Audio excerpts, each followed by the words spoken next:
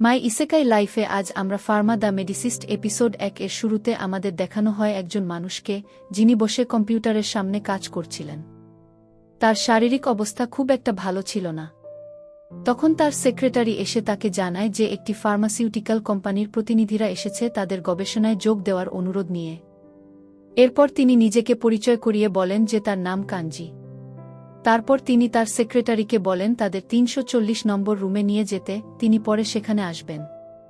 প্রতিনিধিরা যেতে যেতে বলতে থাকে যে প্রফেসর কাঞ্জি একসাথে অনেক বিষয় নিয়ে কাজ করছেন এবং তার গবেষণা ভবিষ্যতে পুরো পৃথিবীর কাজে লাগবে। পাশাপাশি তার কারণে অনেক রোগীর জীবনও বেঁচে গেছে। এরপর দেখানো হয় প্রফেসর কাঞ্জি তার স্ন্যাক্স খাচ্ছেন, যা আসলে জাঙ্ক ফুড ছিল। তারপর তিনি একটি ছবির দিকে তাকিয়ে ভাবতে থাকেন কিভাবে তার ছোট বোন বলেছিল, আমি যদি ওষুধ খেয়ে ঘুমিয়ে পড়ি তাহলে কি ভালো হয়ে যাব, কিন্তু বাস্তবে তার বোন বাঁচতে পারেনি, কারণ ওষুধ দিয়েও তার টিউমার সারানো যায়নি। শেষ পর্যন্ত তারা হাল ছেড়ে দিতে বাধ্য হয়েছিল। সেই সময় থেকেই প্রফেসর সিদ্ধান্ত নিয়েছিলেন যে এমন একটি ওষুধ অবশ্যই থাকতে হবে যা কাজ করবে। আর যদি এমন ওষুধ না থাকে তাহলে তিনি নিজেই তা তৈরি করবেন।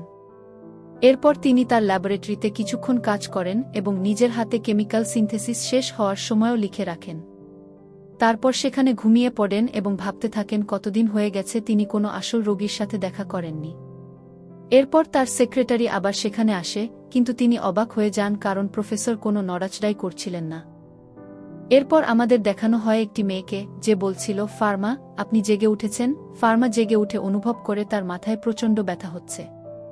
তখন মেয়েটি বলে তার উপর বজ্রপাত হয়েছিল, তাই এত ব্যথা হচ্ছে। ফার্মা নিজের হাতের দিকে তাকায়, তারপর জানালার কাছে গিয়ে বাইরের দৃশ্য দেখে পুরোপুরি হতবাক হয়ে যায়। এরপর সে মেয়েটিকে বলে তার কিছুই মনে নেই। তখন মেয়েটি জানায় যে তার নাম ফার্মা এবং সে একটি অভিজাত পরিবার থেকে এসেছে। এটা শুনে ফার্মা ভাবতে থাকে এটা যেন ফ্যান্টাসির সাথে খুবই মিল। এরপর মেয়েটি তাকে একটি আয়না দেখায়। সেখানে নিজেকে দেখে সে অবাক হয়ে ভাবে, তাহলে কি সে মারা গেছে? হয়তো অতিরিক্ত কাজ করার কারণেই এমন হয়েছে। এরপর সে আশেপাশের বিষয়গুলো জানতে চায়। মেয়েটি জানায় তার নাম শার্লেট এবং সে ফার্মার দেখাশোনা করে। চাইলে তাকে লোট্টে বলেও ডাকতে পারে। ফার্মা এরপর বলে তার শরীরটা অদ্ভুত লাগছে। তখন সে নিজের হাতের দিকে তাকায় এবং সেখানে কিছু উল্টো দাগ দেখতে পায়। ঠিক তখনই লোট্টে সেখানে আসে এবং তার হাতের চিহ্ন দেখে অবাক হয়ে বলে, এটা তো একদম পবিত্র চিহ্নের মতো। এরপর সে প্রার্থনা করতে শুরু করে। কিন্তু ফার্মা বলে এটা শুধু বজ্রপাতে পোড়ার দাগ। লোট্টে তখন বলে না, দেবতা প্যানাকেয়াস তাকে বজ্রপাত থেকে রক্ষা করেছেন, আর এটাই তার প্রমাণ। এটা শুনে ফার্মা বলে, প্যানাকেয়াস কি ধ্বংসের দেবতা নাকি? তখন লোট্টে ভয় পেয়ে যায় এবং বলে প্যানাকেয়াস আসলে ওষুধের দেবতা। সে আরও বলে ফার্মা বোধহয় সব ভুলে গেছে। ফার্মা তখন বলে সে শুধু একটু বিভ্রান্ত হয়ে গেছে। এরপর লোট্টে তাকে জানায় যে তাদের অভিজাত পরিবার আসলে চিকিৎসাবিদ্যার পরিবার। ফার্মার বাবা একজন আর্চডিউক এবং সব অভিজাতদের মধ্যে ডিউক পদমর্যাদা সবচেয়ে উঁচু বলে ধরা হয়। তার যোগ্যতার কারণেই তিনি সেই পদে আছেন। পাশাপাশি তিনি ইম্পেরিয়াল স্কুল অফ ফার্মেসির প্রেসিডেন্টও। এটা শুনে ফার্মা অবাক হয়ে ভাবে, ফার্মেসির আবার স্কুলও আছে নাকি? এরপর আমাদের তার বাবার ছবি দেখানো হয় এবং তার মা ও ছোট বোন ব্ল্যাঞ্চের ছবিও দেখানো হয়। লোট্টে এরপর তার বড় ভাই পাভোর কথা বলে, যে নোবেল আর্ট কলেজ অফ মেডিসিনে পড়াশোনা করছে, যা পৃথিবীর সেরা মেডিকেল কলেজগুলোর একটি। সে আরও জানায় যে একজন ফার্মাসিস্টকে ডিভাইন আর্টও ব্যবহার করতে জানতে হয়। কিন্তু ফার্মা কিছুই বুঝতে পারে না। তখন লোট্টে বলে এটা এক বিশেষ শক্তি। এটা শুনে ফার্মা বলে, তাহলে এটা কি ম্যাজিকের মতো কিছু? এরপর সে জানতে চায় সেও কি এই শক্তি ব্যবহার করতে পারবে। এটা শুনে লোট্টে অবাক হয়ে যায় এবং বলে সে বুঝি ডিভাইন আর্টের কথাও ভুলে গেছে। সে জানায় ফার্মা আগে পানি নিয়ন্ত্রণ করতে পারত।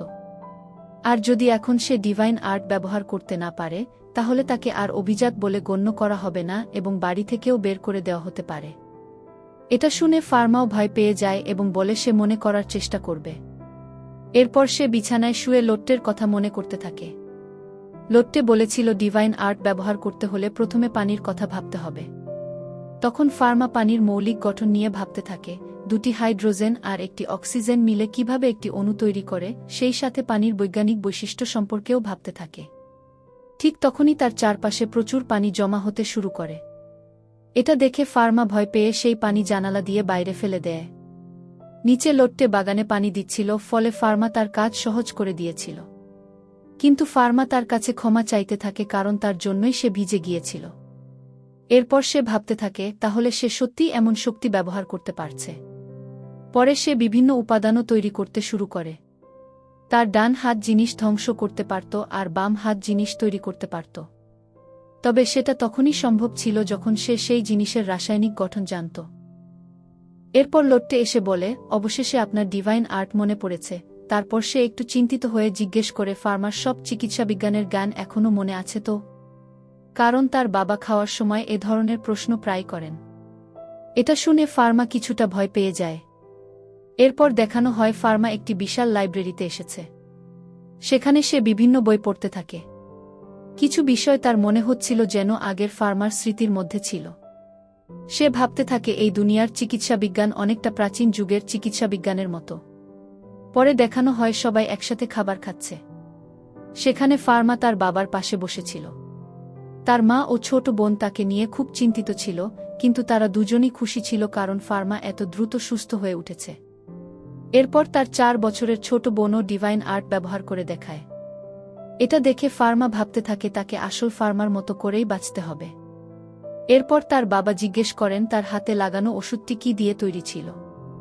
ফার্মা সব প্রশ্নের সঠিক উত্তর দিয়ে দেয়। তখন তার বাবা বলেন, তাহলে তুমি পুরোপুরি ঠিক হয়ে গেছ।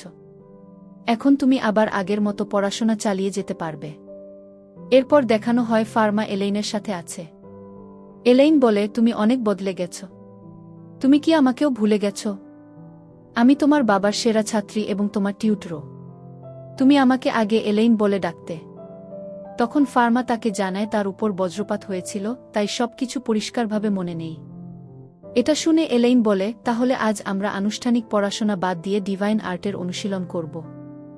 এরপর সে ব্যাখ্যা করে যে অভিজাত পরিবারের লোকেরা ডিভাইন আর্ট ব্যবহার করতে পারে এবং প্রত্যেক মানুষের একজন করে গার্ডিয়ান গড থাকে, যার শক্তি তারা ব্যবহার করতে পারে। তার বাবা ও ভাইয়ের শক্তি আগুনের সাথে সম্পর্কিত। ডিভাইন আর্টে 5টি উপাদান রয়েছে: আগুন, পানি, বাতাস, মাটি এবং ইথার। প্রতিটি উপাদান আবার পজিটিভ ও নেগেটিভ ভাগে বিভক্ত। ফার্মা আগুন আর পানির মতো উপাদান বুঝতে পারলেও ইথার কি তা বুঝতে পারে না। তখন এলেইন বলে, ইথার মানে হল অস্বাভাবিক বা বিরল উপাদান। গত 300 বছরে কেউ এই শক্তি ব্যবহার করতে পারেনি। আর যদি কেউ সব ধরনের পদার্থ তৈরি করতে পারে, তাহলে সে হয় দেবতা হবে, নয়তো দানব। এরপর তারা অনুশীলনের জন্য একটি জায়গা খুঁজে নেয়। এলেইন জিজ্ঞেস করে, তোমার ওয়ান্ড কোথায়? ফার্মা বুঝতে না পেরে জিজ্ঞেস করে, সেটা কি? তখন এলেইন বলে, তোমার বিছানার পাশে ছিল যে দণ্ডটা। সে ব্যাখ্যা করে, ওয়ান্ড এক ধরনের রড যা ডিভাইন শক্তি নিয়ন্ত্রণ করতে সাহায্য করে। আপাতত তারা শুধু স্পিয়ার অফ ওয়াটার স্কিলটাই ব্যবহার করবে। এরপর এলেইন নিজের সমস্ত শক্তি একত্র করে বিশাল এক পানির ফোয়ারা তৈরি করে। তারপর গর্বের সাথে দাঁড়ায়, আর তার পেছনে রংধনু দেখা যায়। এরপর সে ফার্মাকে বলে, এটা ব্যবহার করা খুব কঠিন না। তোমার শুধু কল্পনা করতে হবে আর স্পিয়ার অফ ওয়াটার বলতে হবে। ফার্মা এরপর মনোযোগ দিয়ে সেই পয়েন্টে ফোকাস করে এবং বিশাল শক্তিতে প্রচুর পানি সামনে ছুড়ে দেয়। এটা দেখে এলেইন পুরোপুরি অবাক হয়ে যায়। এরপর সে ফার্মার কাছে এসে জিজ্ঞেস করে সে এটা কিভাবে করল, তাও আবার কোনো মন্ত্র ছাড়াই। তারপর সে বলে, এটা খুব বিপজ্জনক, কারণ একজন মানুষ ডিভাইন আর্টের সীমিত ব্যবহারই করতে পারে। এরপর সে আরেকটি রড বের করে ফার্মার হাতে দেয়, কিন্তু ফার্মা সেটি ধরতেই রডটি ভেঙে যায়। এটা দেখে সে অবাক হয়ে জিজ্ঞেস করে, এর মানে কি? তখন এলেইন বলে, আজ পর্যন্ত কোনো ডিভাইন মিটার কখনো ভাঙেনি। তার মানে তোমার মধ্যে পজিটিভ আর নেগেটিভ 2 ধরনের শক্তিই আছে। এরপর সে ফার্মার হাতের দাগের দিকে তাকায়। ফার্মা আবারও বলে, এটা শুধু পোড়ার দাগ। কিন্তু এলেইন বলে, কোনো পোড়ার দাগ এভাবে নীল আলো ছড়ায় না। এটা প্যানাকিয়াসের পবিত্র চিহ্ন। এরপর সে বলে, এই ডিভাইন মিটার যেন সে কারো সামনে ব্যবহার না করে, এমনকি নিজের বাবার সামনেও না। এরপর তারা সেখান থেকে চলে যেতে থাকে। কিন্তু এলেইনের চশমা আগেই ভেঙে গিয়েছিল, তাই সে পরিষ্কার দেখতে পারছিল না। তখন ফার্মা তার হাত ধরে এবং তারা একটি বেঞ্চে বসে। ফার্মা বলে, তোমার যদি চশমা না থাকে তাহলে হাত দিয়েই একটা লেন্স বানিয়ে নাও। এলেইন ঠিক সেটাই করে এবং সবকিছু পরিষ্কার দেখতে শুরু করে। এতে সে অবাক হয়ে যায়। ঠিক তখনই ফার্মার চোখ নীল রঙে জ্বলতে শুরু করে এবং সে এলেইনের হাতের কাছে নীলচে কিছু দেখতে পায়। তখন এলেইন জানায় সেখানে সকালে আঘাত লেগেছিল। ফার্মা বলে, আমি যেসব জায়গায় আঘাত লেগেছে সেগুলো নীল দেখতে পাচ্ছি। আর কিভাবে সেগুলো ঠিক করতে হবে বুঝতে পারলেই সেগুলো সাদা হয়ে যাচ্ছে। তাহলে কি এটা কোনো ধরনের ডিভাইন আই? এটা শুনে এলেইন বলে, প্যানাকিয়াসের চোখ সব আঘাত চিনতে পারে এবং সেগুলোর জন্য ওষুধও তৈরি করতে পারে। এটা আসলে ডিভাইন আই। এরপর সে খেয়াল করে ফার্মার কোনো ছায়া নেই।